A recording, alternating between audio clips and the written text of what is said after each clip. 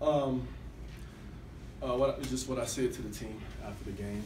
I said, my wife gets on me all the time about this, but I sweat just without any reason at all.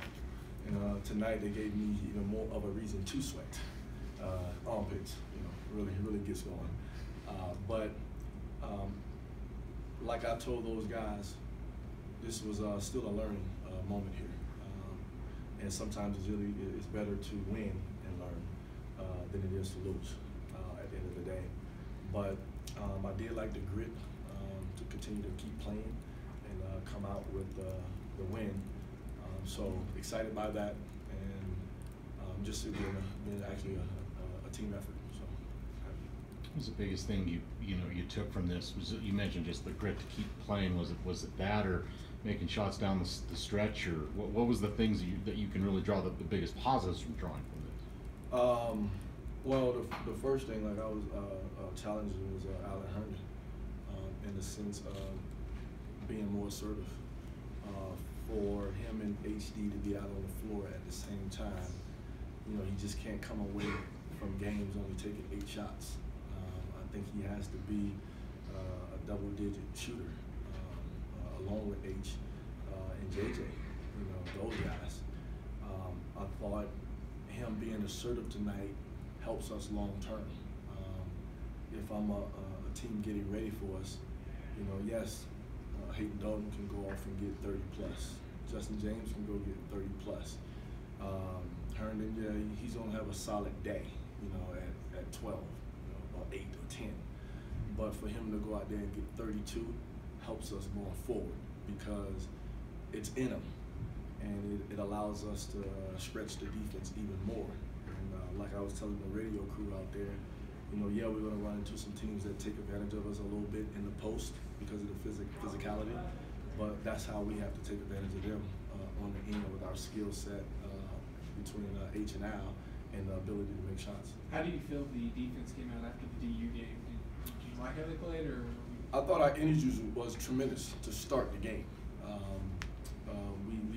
We call them kills. We started off with, I think, a couple kills to start, and we built, like, I think, a 10-point lead.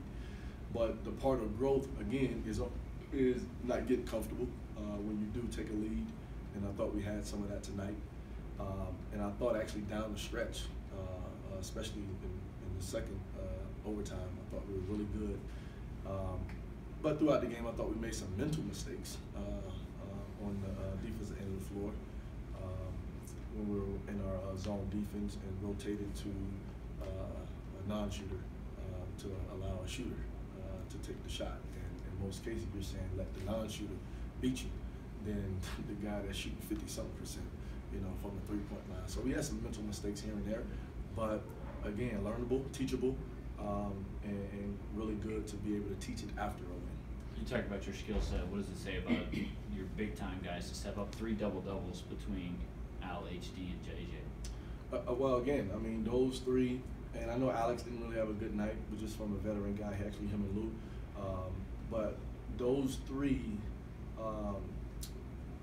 for us, should be consistently doing things of that nature. Now, the number of points can fluctuate between the 3 of them, but to be able to go out there and those 3 play well, we got a chance to win, And then what it does, again, allows the other guys opportunities because of what they're doing. So you're spacing the floor. It gives Lou an opportunity to put the ball on the floor and drive it now because guys are so nervous about the 3-point shot. And it spaces the floor with Alex. I mean, he got off 9 of them. I don't expect too many times that he's going to go 1 for whatever from the 3-point line. But those 3 guys have to be good for us to be successful long term. You talked for a while about wanting Al to be a little more aggressive on offense. Did you know that the ceiling was that high? I don't think he'd ever had 20 points for tonight. It's 32. Well, again, it's been a long, drawn-out process with him. The skill set has always been there. The assertiveness, it just hasn't. But again, sometimes as a coach, I mean, I just called him out. Because I just expected more. And care less about this game. I'm thinking long term for our success as a team, that he's going to have to be able to be. Again, I don't care about the makes and the misses, but he has to be willing to attempt it. And when he's willing to attempt it, it allows everything else to open up. You know, again, the assertive by HD is great. Assertive by JJ is great. Actually, the assertive by Lou is great.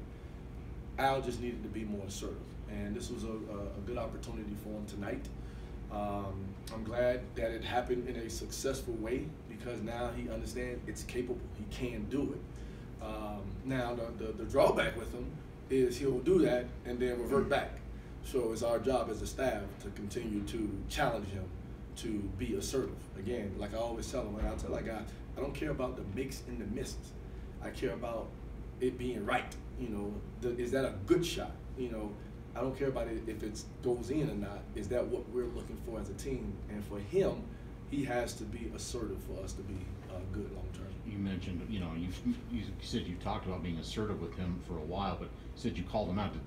Was it before this game? Was it during the After the film of the Denver game? At the Denver game. After the Denver game, well, to be honest with you, a lot of people got called out. He just happened to be one of them. But he got called out because of, you know, most times you call people out because of your defense. I called him out because of his offense. You know, we needed him to be assertive on the offensive end of the floor. Like you can even look at the stat line against Denver. I mean, he had a solid game, but that wasn't enough, you know, for us to be successful. But you know, everybody else pretty much got called out on defense. So it was equal now. Everybody got a little bit. You know, I don't nobody special. You know, everybody gets it. Coach, on free throws tonight, I think 12 misses was just a rough night, or what has to change going forward? Well, I blame myself. Actually, I told the staff we're not shooting enough free throws in practice. You know. So you try to crunch so much stuff into practice, and sometimes you forget some things. And I think by the wayside free throws, because I'm a very optimistic guy. I just think we're a good shooting basketball team, and I think we're a good free throw shooting team. Like Lou is a 79-80% free throw shooter, and he didn't shoot it well. I know Al is right around 66, but you know, still climbing. But we got to find some time within practice to get up more free throws. Which didn't see much of Redding other than he started the game and then. You know, not that Cody didn't play well, but was that more of a coach's decision not to play him much, or was he hurt, or what was going on there? Something happened at half. Something happened at half that he couldn't. He was doing something with doctors and trainers. And I don't even think he was out there on the floor when the game started in the second half. So he went to Cody, and I don't even know if Lance ever came and said something in my ear about he was ready to go. I just thought, from that point, to be honest with you, I thought Cody was playing well. And what I tell our guys at the end of the day, again, you know, I'm a coach that coached by feel. You know, if a guy's playing well, what's the reason to take him out? Unless he's tired. And I didn't think he got tired. I thought there was enough timeouts in between, and he just kept playing. But you're not sure what the extent. I haven't heard if what else is going on. So, I mean, I don't think it wasn't anything serious. Sure. But it was just something that they needed to look at. Coach, going forward, you know, obviously a pretty big game at, you know, a Final Four team. Just how do you build on this one today? I'm sorry. Just how do you kind of build on this win going into that one? Well, you know, I think at the end of the day it was, you know, human nature is South Carolina. Like, I don't know if I have to say too many words for our guys to be ready. Like, they're playing against South Carolina. That's just the nature of the beast. But at the same time, I think there's an excitement level, you know, for our guys traveling and looking at it as an opportunity. And like I told them, I expressed the relationship between their staff and our staff. And I said, no different, you know, they're probably thinking the same way. You know, it's family, it's friends, but when the ball goes up, we're enemies, you know, at the end of the day. And then when the game over, we become friends again and family again. You know, I don't know if you can say family again. You know, it's family, but yeah.